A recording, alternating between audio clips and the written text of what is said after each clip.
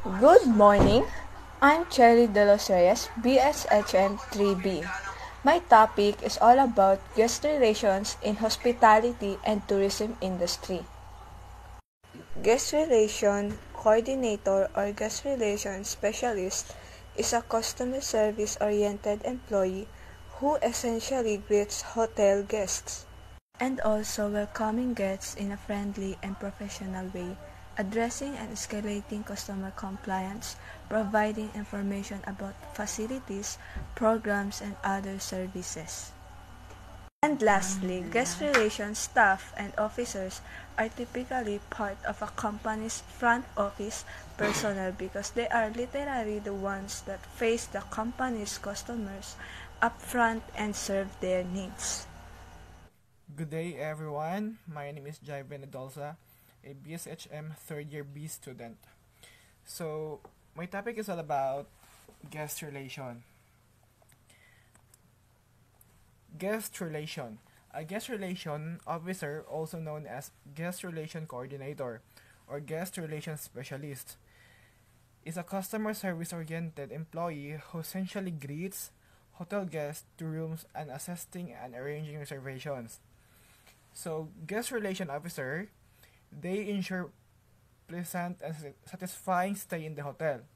Also, should be also reliable and customer oriented as your primary point of the contact for every customer or in every guest. So, guest relation officer goal, their goal is to ensure guests enjoy themselves and plan to come back in the same facility, which is in the hotel. A guest relation officer should provide useful information about the hotel, helping guests to make arrangements and addressing customer complaints onto management. It is also your responsibility to follow safety practices and adhere the health standard when fulfilling your duties. So, guest relation manager. So, what does a guest relation manager do? So, a guest relation manager, they often work for hotels and resorts as a guest relation manager.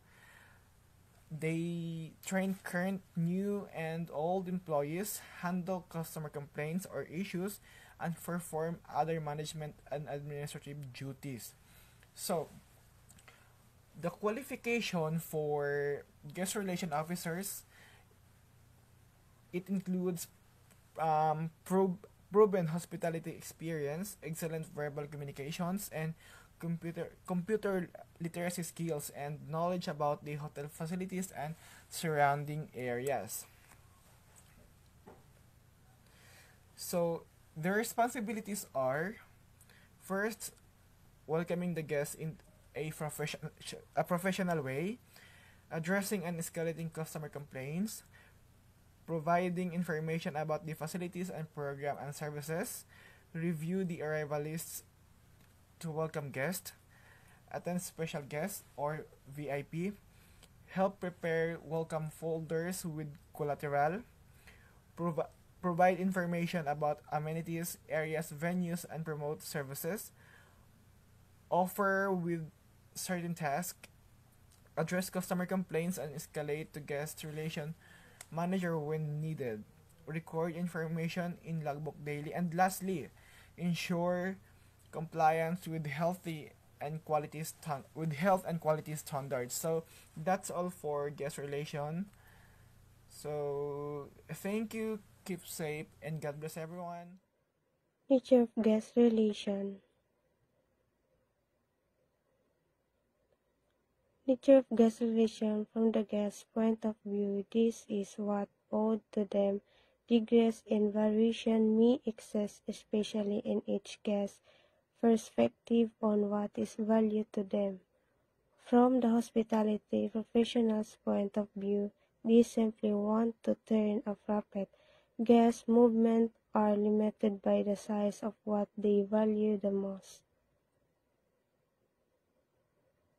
Customers relation trace its roots to the corporate complaint department, the part of the operation that dealt with negative client comments, returns, and other concerns. Over the years, many first developed a policy whereby the customer is always right, finding that it was more profitable to take a small loss and keep a good customer than to argue with customers about alleged defective products or problems that occur with staff.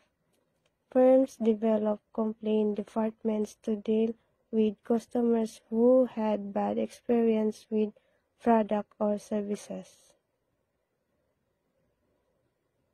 As customer consciousness grew in the late 20th century, the focus of the industry shifted from dealing with dissatisfied customers as they complain to a more active approach of reaching out to discover why the complaint made.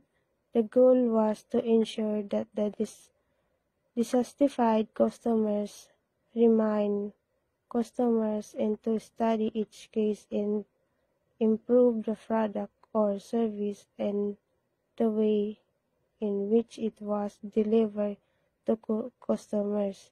In the 1960s, the complaint department began to be known as the Customer Relations Department, reflecting management's realization that maintaining a solid customer base required much more than taking complaints. Customer Relations Department still receive the complaints but perform many other tasks as well. The advent of toll-free numbers and later an internet made it easier for customers to obtain information and register complaints.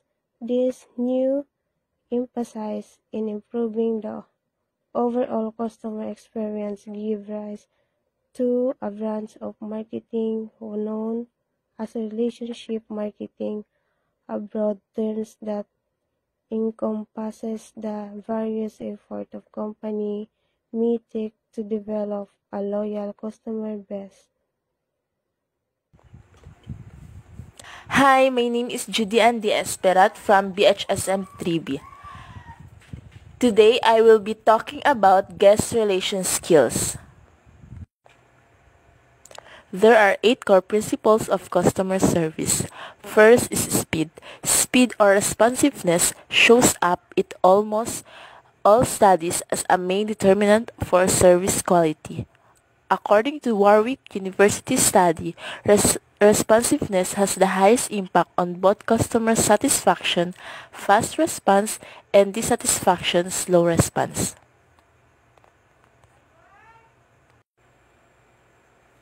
You can track various types of service speed like A. First response time. How quickly a customer receives a response on her inquiry. That doesn't mean that the issue is resolved, but it's the first sign of life showing the customer that she's been heard. Letter B. Average response time. The total average time between responses. If your email ticket was resolved with 4 responses with respective response times of 10, 20, 5, and 7 minutes, your average response time is 10.5 minutes. Letter C. Problem resolution time. The average time before an issue is resolved. Letter D. First contact resolution ratio. The number of issues resolved through a single response divided by the number that required more responses. According to a Forrester research, first contact resolution are an important customer satisfaction factor for 73% of customers. Second, accuracy. Beside being fast, your service answer should obviously be correct. Johnston's study shows that customers regard accuracy as the minimum. It won't raise customer satisfaction, but inaccuracy definitely causes dissatisfaction. The accuracy principle gets interesting when we look at the factors affecting it. Letter A. Training. Even more than for speed, service training is crucial to raise accuracy. While training for speed focuses more on skills, Training for accuracy is about expanding knowledge. Letter B, information system. The generation flow and access to information are crucial for service accuracy. When your contact channels aren't properly integrated, for example, your customer will have to repeat herself at every touch point, or worse, she'll receive conflicting messages. Letter C, teamwork.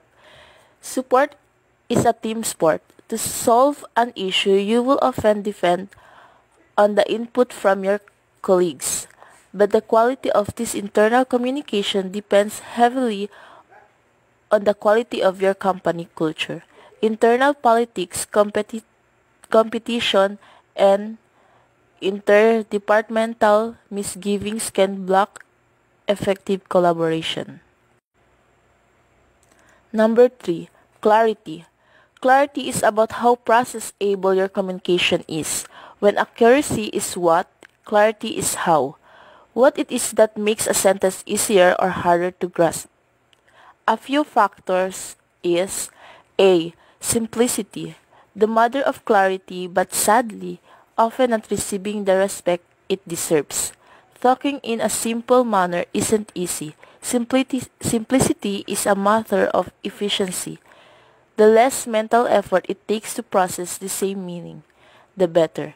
To raise simplicity, reduce the length of your sentence and words, minimize commas and dependent clauses, and use common words. Letter B. Structure. Structure increases processing influency. Letter C. Familiarity. People have a hard time grasping new concepts. That's why explaining through analogy is so powerful. You reduce the core message down to something we can all relate to, thereby reducing the scare of the topic. Jargon is a common destroyer of clarity. By using words your customer is unfamiliar with, you give her mind cause to doubt and wander off. Number 4. Transparency.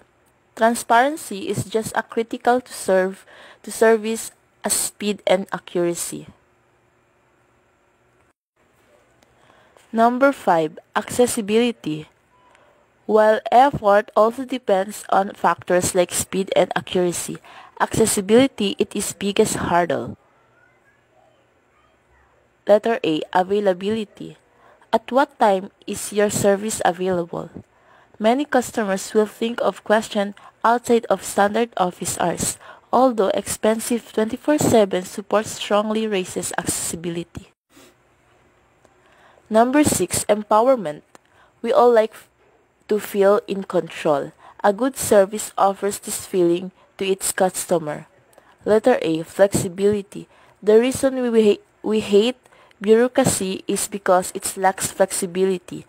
When there's a corner case issue, and there always is, a bureaucratic machine jams. That's again why empowered employees are crucial. Number 7. Friendliness. That brings us to the human side of equation. All service is based on human-human communication.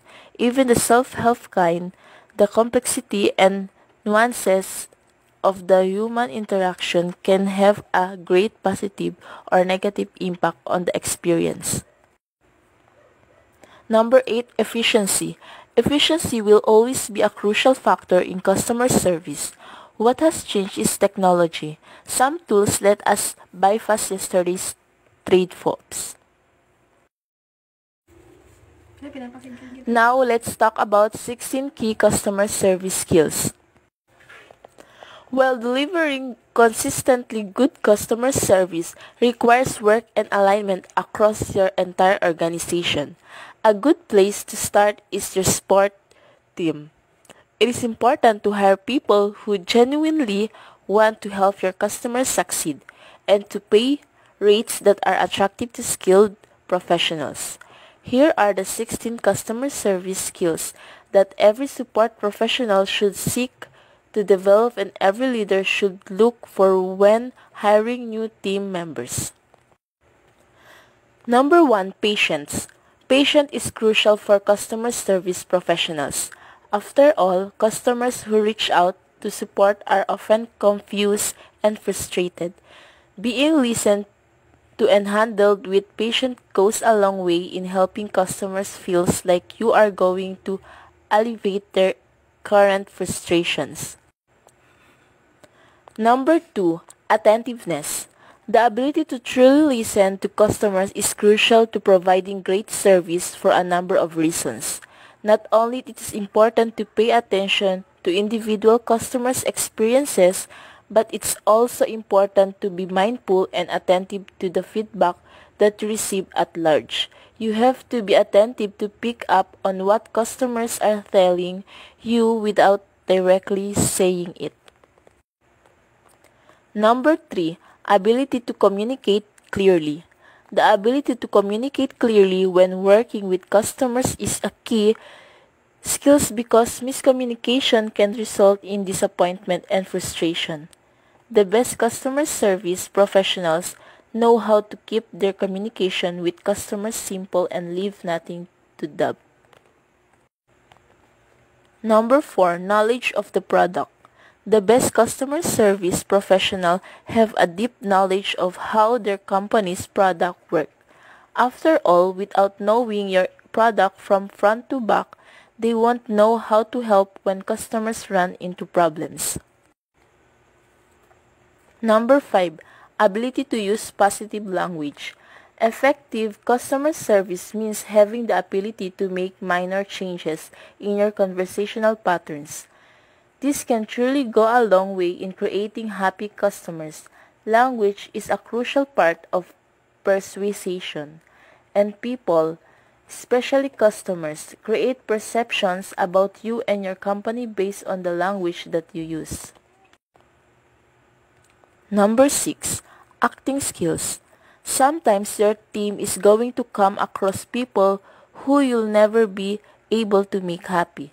Situations outside of your control, such as customer who's having a terrible day, will sometimes creep into your team's usual support routine. Every great customer service professional needs basic acting skills to maintain their usual cheery persona in spite of dealing with people who are just plain grumpy.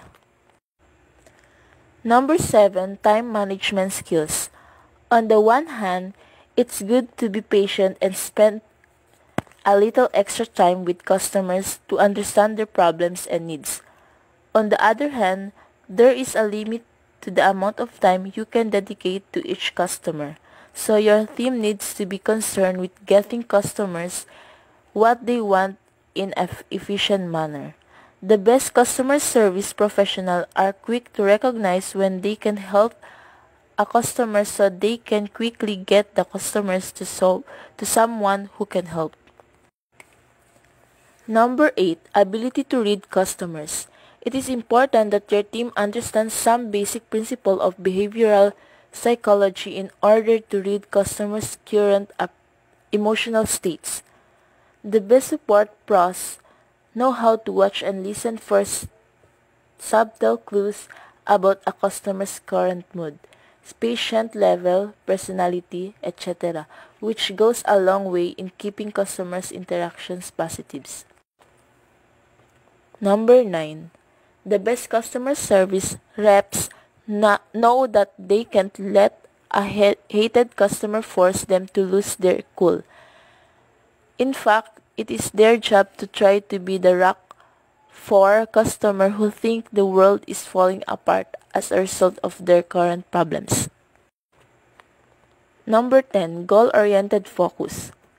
Many customer service experts have shown how giving employees unfettered power to wow customers doesn't always generate the returns many businesses expect to see.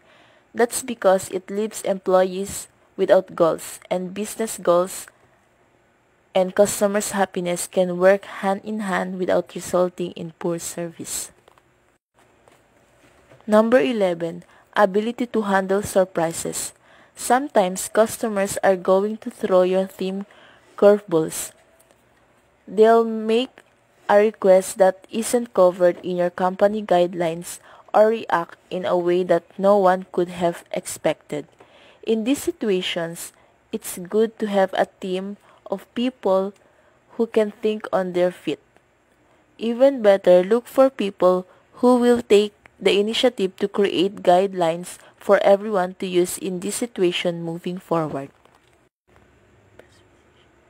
Number 12. Persuasion skills.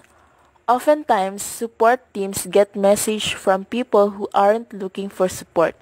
They are considering purchasing your company's product.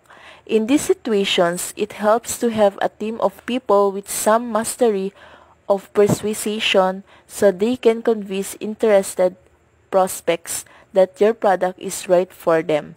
If it truly is, it's not about making a sales pitch in each email, but it is about not letting potential customers slip away because you couldn't create a compelling message that your company's product is worth purchasing. Number 13. Tenacity. Call it what you want, but a great work ethic and a willingness to do what needs to be done and not take shortcuts is a key skill when providing the kind of service that people talk positively about. Number 14. Closing ability. Being able to close with a customer as a customer service professional means being able to end the conversation with confirmed customer satisfaction or as close to it as you can achieve, and with the customer's feeling that everything has been taken care of or will be. Number 15. Empathy. It is ability to understand and share the feelings of one another. It's more of a character trait than a skill, but since empathy can be learned and improved upon, we'd be remiss not to include it here. And the last is willingness to learn. Willingness to learn is the basis for growing skills as a customer service professional. Honing your customer service skills will stand you in a good stead. Regardless of what your job duties are, practice these skills and you'll become more adept at navigating professional interactions with everyone from colleagues to clients. And that could be all. Thank you.